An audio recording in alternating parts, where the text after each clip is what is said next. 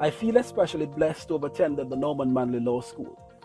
But if truth be told, looking back over my personal and professional life, the blessings have always been bountiful and exceptional.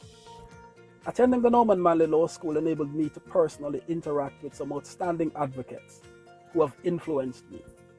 Without mentioning them all, I record my thanks also to the following senior counsels: Dennis Morrison, now retired Jamaican Justice of Appeal; Frank Phipps, whose willingness to passionately discuss legal issues after practicing longer than I had lived astounded me; and Emile George, now of blessed memory, whose hospitality and good humor I will always remember.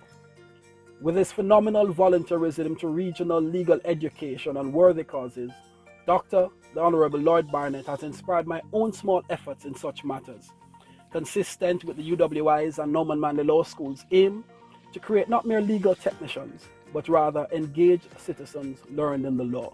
Winning the 1977 St. Kitts and Nevis State Scholarship allowed me to study any course offered at UWI. One of my main motivations for choosing to read law was that law gives one an opportunity to use one's intellect to significantly impact innumerable real human issues. My other motivation for choosing to read law was the independence which it offered.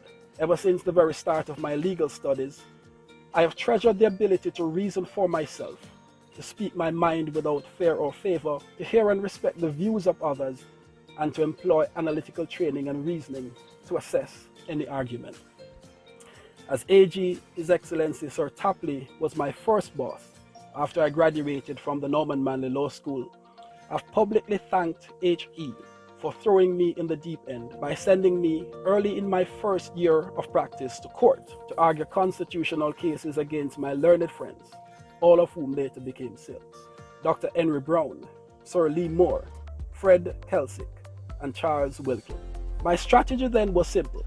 I reassured myself that the good Lord never gives us more than we can handle, and then I burnt the midnight oil to give the good Lord something to work with.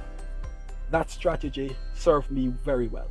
I'm fortunate to have received my legal education at some of the finest institutions in the world: the UWI, Norman Manley Law School, and Cambridge University.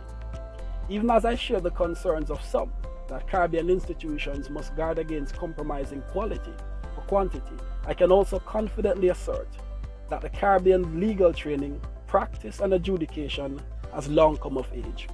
We're as good as any and better than many. The camaraderie of my professional colleagues has made the law a joy and not a job. With God's help, I plan to continue my efforts to contribute positively to our Caribbean that I'm proud to call home.